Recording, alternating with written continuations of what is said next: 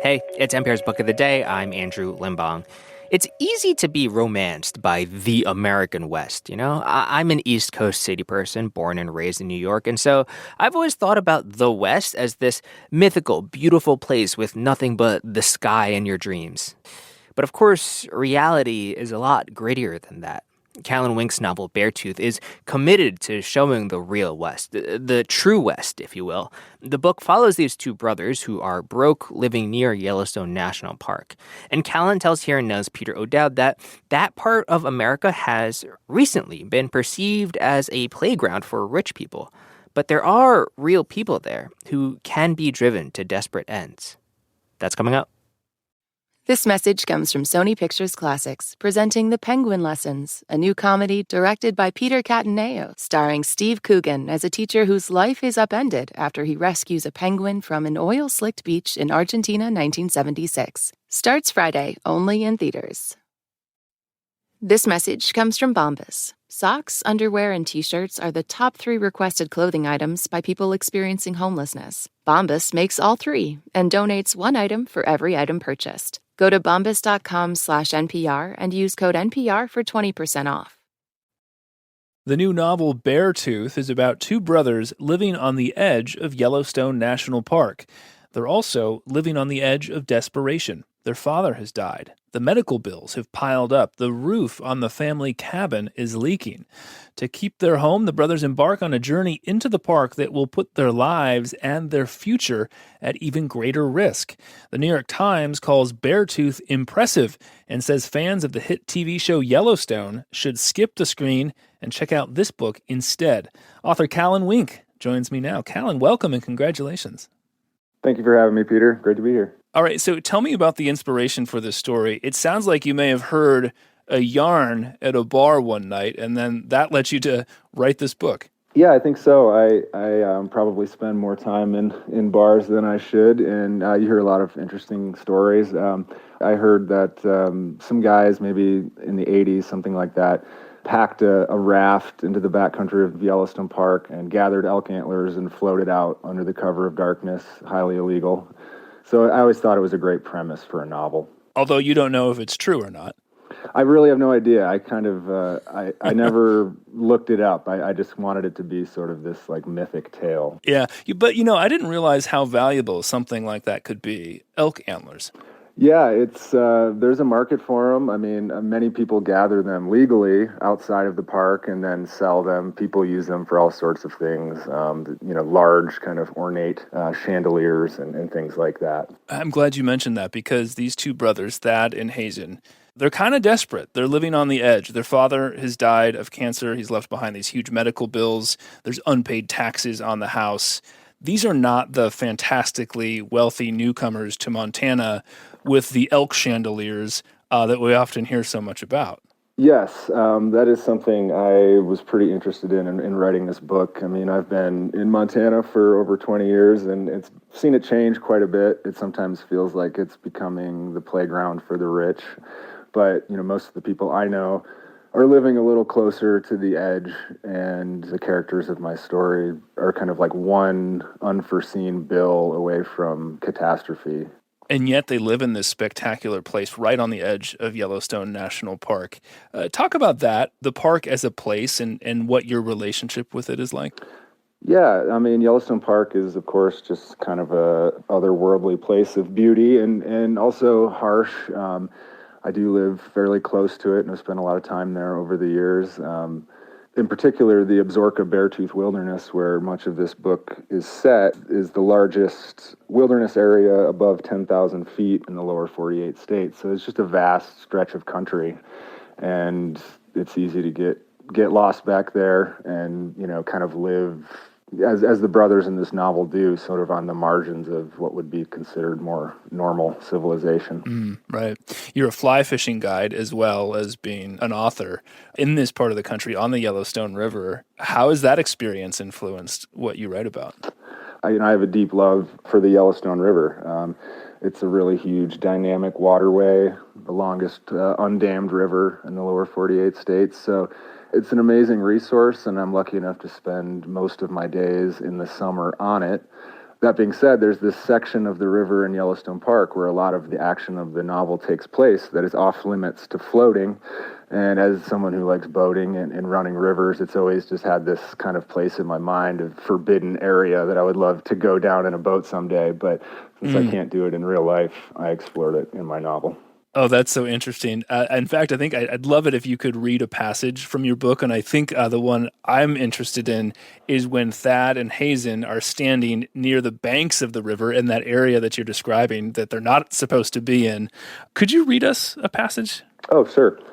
There was something about nature that was twice told. The human vascular system resembled the drainages of mountains, resembled the branching prongs of a lightning strike, resembled the xylem and phloem of trees from roots all the way to the lacework veins of the leaves.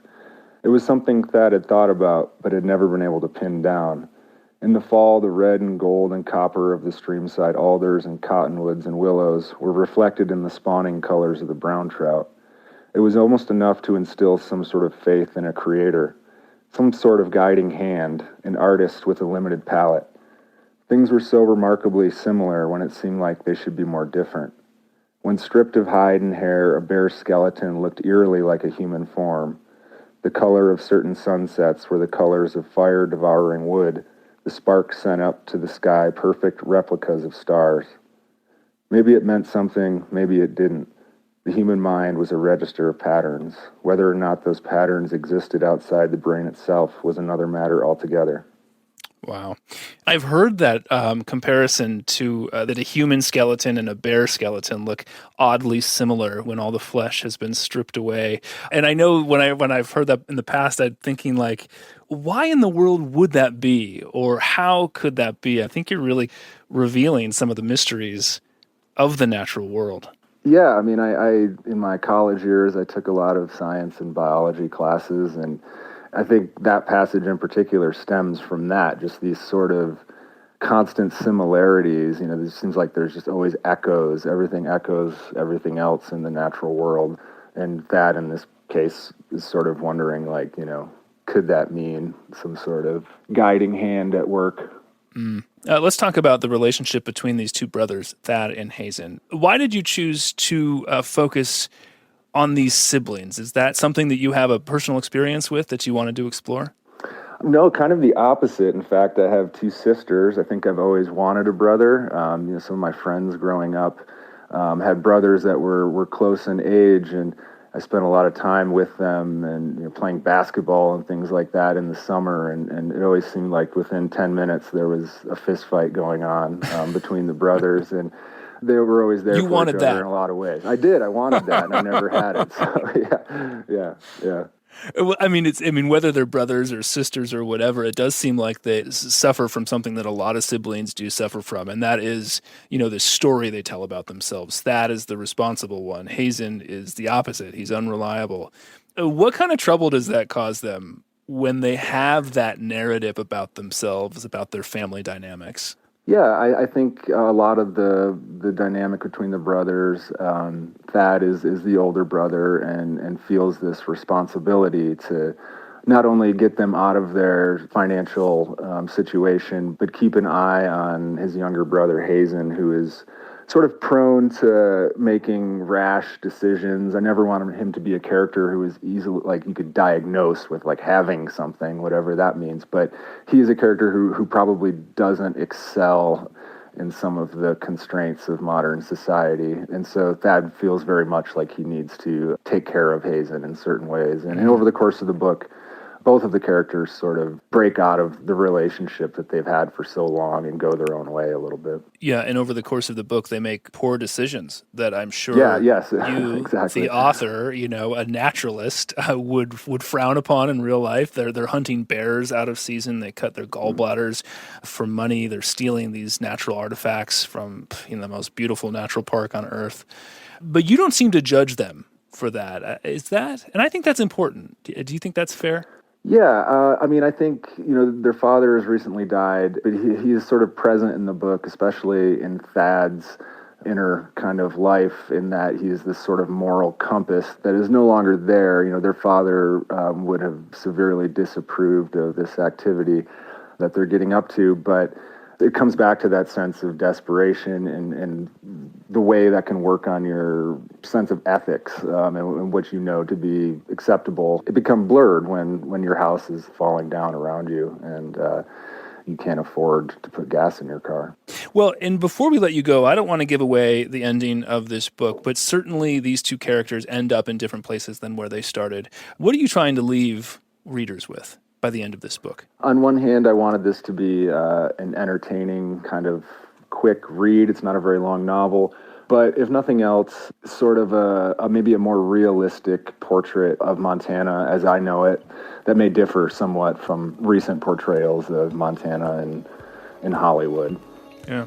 Callan Wink is the author of Beartooth. It comes out today. Callan, congratulations, and thank you for making some time to talk to us about it. Oh, it was great. Thanks for having me. I appreciate it.